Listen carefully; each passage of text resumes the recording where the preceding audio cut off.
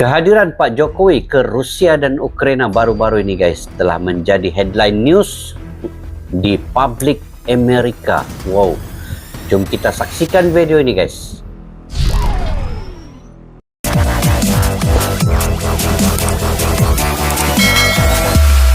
Assalamualaikum dan salam sejahtera. Selamat bertemu kembali di channel Askalani Studio.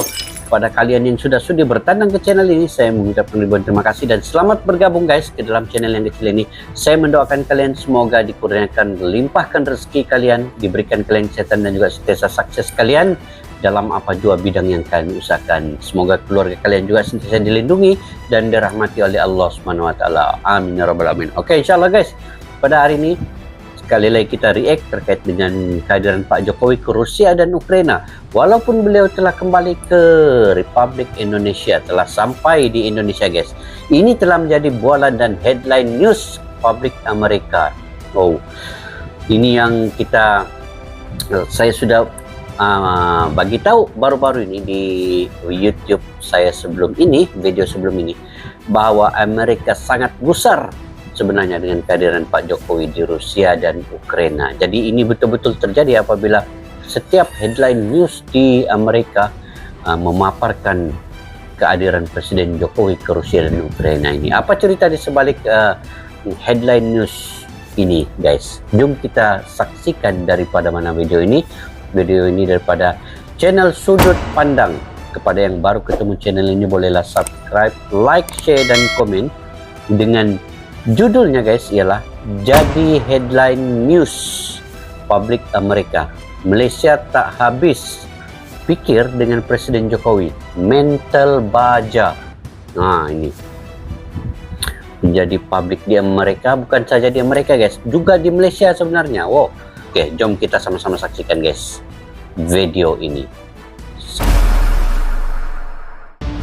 Kali ini memang Pak Pampres harus berusaha untuk semaksimal mungkin mengisi semua lini, ya, semua lini yang berkaitan dengan keamanan dan keselamatan Presiden kita. Rakyat Rusia ya, bukan cuma pemerintah Rusia tapi rakyat Rusia itu akan menimbulkan perang baru, dan beban itu nggak boleh diberikan kepada Presiden Jokowi. Kenapa dilempar ke Presiden Jokowi? Kok enak banget gitu, UN Zelensky, bebanin aja UN kalau nggak sanggup gitu. Karena ini seperti omongan Bung Karno dulu. Ini soal nyali. Sementara Amerika dan teman-temannya paling cuma bisa dongkol seperti biasa. Karena nyali Pak Jokowi bukan nyali pemimpin kemarin sore, yang kalau sudah berurusan sama Amerika mendadak pucat pasti hilang kedikdayaannya. Saya tidak ingin mental inferior, mental inlander, mental terjajah masih bercokol di dalam mentalitas bangsa kita. Nah inilah selalu Pak Jokowi ini kalau berucap atau berpidato di depan awam, dia pasti akan menaikkan semangat itu guys kan. Semangat setiap warga negaranya untuk nyali itu, untuk berani melawan apapun di hadapan. Nah inilah Pak Jokowi ini guys. Oke. Ketika Jokowi berani lakukan yang pemimpin lain takutkan. Indonesia adalah negara besar dengan sejarah besarnya. Kita semuanya juga ingin warga negara kita ini juga dihormati, dihargai oleh warga negara lain. Di tengah ketegangan Rusia dan Ukraina, Menteri Luar Negeri Retno Marsudi mengatakan kunjungan Presiden Jokowi ke kedua negara itu untuk menunjukkan peran Indonesia dalam upaya perdamaian. Kunjungan Presiden ini mencoba memberikan kontribusi untuk menangani krisis pangan yang diakibatkan karena perang dan dampaknya dirasakan oleh semua negara, terutama negara berkembang dan negara dengan penghasilan rendah, dan terus mendorong spirit perdamaian. Kunjungan Jokowi ke Ukraina dan Rusia akan dilaksanakan setelah mengikuti KTT G7 di Jerman pada 26 hingga 27 Juli mendatang.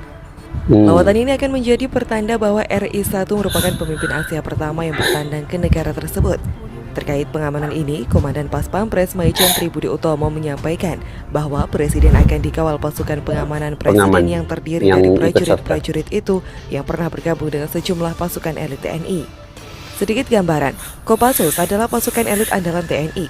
Korps ini langganan masuk peringkat atas pasukan elit dunia. Kemampuannya tidak perlu diragukan.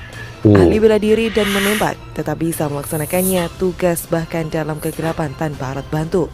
Spesialisasi tugas Kopassus adalah operasi militer perang atau OMP, diantaranya direct action, serangan langsung untuk menghancurkan logistik musuh, combat SAR, anti-teror, advanced combat intelligence atau operasi intelijen khusus, humanitarian asistensi atau bantuan kemanusiaan, ERSO atau operasi anti-insurgensi, separatisme dan pemberontakan, perbantuan terhadap kepolisian atau pemerintah, SAR khusus serta pengamanan VVIP. Sementara Denjaka, penjelasan singkat tentang kehebatan pasukan elit TNI AL ini adalah bahwa satu anggota Denjaka setara dengan 120 prajurit biasa. Terakhir, Paskas TNI AU dengan nama sebutan lain Baret Jingga merupakan pasukan khusus yang dimiliki TNI AU. Paskas merupakan satuan tempur darat berkemampuan 3 matra, yaitu udara, laut, dan darat. Yang menarik, rencana presiden tersebut mendapat banyak sorotan dari pakar hingga tokoh penting termasuk media asing. Sejumlah tokoh menyoroti rencana Presiden Indonesia Joko Widodo yang akan berkunjung ke Ukraina dan Rusia menemui Presiden Volodymyr Zelensky. Akan temui Zelensky dan Putin, mampukah Jokowi jadi juru damai? Memang sudah terlaksana pun guys. Nah, Rusia telah menarik semua militernya daripada Pulau Ular hasil dari lawatan Pak Jokowi menasihati Pak Putin ini guys. Nah itu. Zelensky dan Presiden Vladimir Putin untuk jadi juru damai. Mantan Komando Pas Pampres Legend TNI Marinir Purnawirawan Nono Sampono mengatakan bahwa Pas Pampres untuk berusaha semaksimal mungkin mengisi semua lini yang berkaitan dengan keamanan dan keselamatan Presiden Jokowi.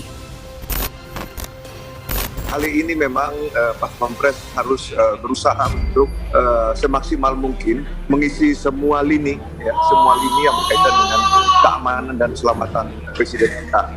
Harus ada koordinasi kesepakatan kita dengan pihak tuan rumah, apakah Ukraina atau Rusia, karena mereka juga punya kewajiban yang sama. Tamu negara memiliki prioritas sangat tinggi. Di lain pihak, pakar hukum internasional Hikmahanto Juwana menyebut Presiden Jokowi dapat meminta kepada Rusia dan Ukraina untuk melakukan gencatan senjata saat kunjungannya kedua negara tersebut pada akhir bulan ini. Walaupun tidak dapat mendamaikan kedua negara, kehadiran pihak ketiga seperti Indonesia diperlukan untuk membantu kedua negara dalam menghentikan serangan yang telah merugikan masyarakat. Sebenarnya yang dilakukan oleh Indonesia bukanlah Hikmahanto Juwana, tetapi bagaimana Bapak Presiden ketika ada di Kiev dan kemudian di Moskow bisa meminta agar dua negara melakukan gencatan senjata. Sebagaimana diketahui, Indonesia adalah mitra penting yang dengan Rusia telah mempertahankan hubungan politik dan ekonomi yang intensif. Tahun ini Indonesia memegang jabatan presidensi G20 bergilir dan akan menjadi tuan rumah KTT G20.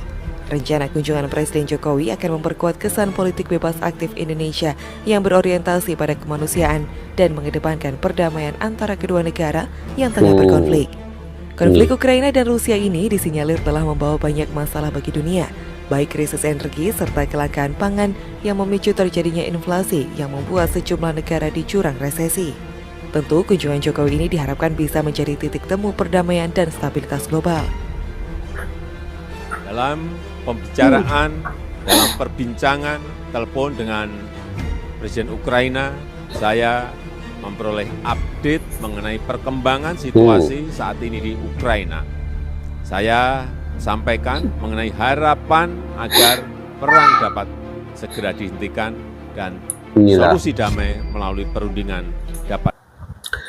Saya suka Pak Jokowi ini guys, bukan apa, dia ini seorang yang ingin perdamaian guys. Dia tidak mau yang perang-perang, itu menyebabkan banyak pertumpahan darah. Kenapa negara lain tidak sanggup ke Rusia dan Ukraina, hanya Jokowi yang sanggup? Menunjukkan keikhlasan dan kejujuran beliau untuk betul-betul menghentikan peperangan ini. Dia mau jumpa betul-betul ini Presiden Rusia Putin, Presiden Ukraina Zelensky ini berdepan secara face to face. Dia ingin menyatakan perdamaian itu, gencatan senjata itu perlu segera dilakukan. Dia sanggup dengan risiko yang dia ada pergi ke sana itu guys. Itu yang saya salut dengan Pak Jokowi ini.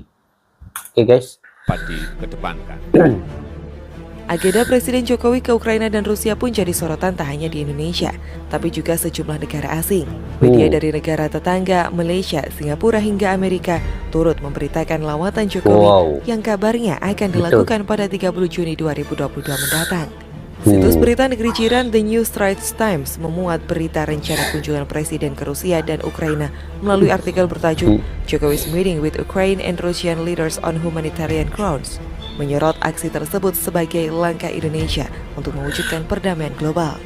Bergeser ke Singapura, media The Straits Times membuat artikel serupa dengan judul Indonesian President Joko Widodo to visit Ukraine and Russia amid ongoing war. Ini di Amerika nih. Mereka pun menyoroti guys, mereka gusar sekarang ini. Pak Jokowi ini sanggup ke sana. Menggambarkan bahwa kunjungan Jokowi dilakukan dalam situasi yang tidak normal, mengutip Menteri Luar Negeri RI Retno Marsudi. Tentu masih banyak lagi media-media yang menyoroti aksi nekat yang dilakukan Presiden Jokowi.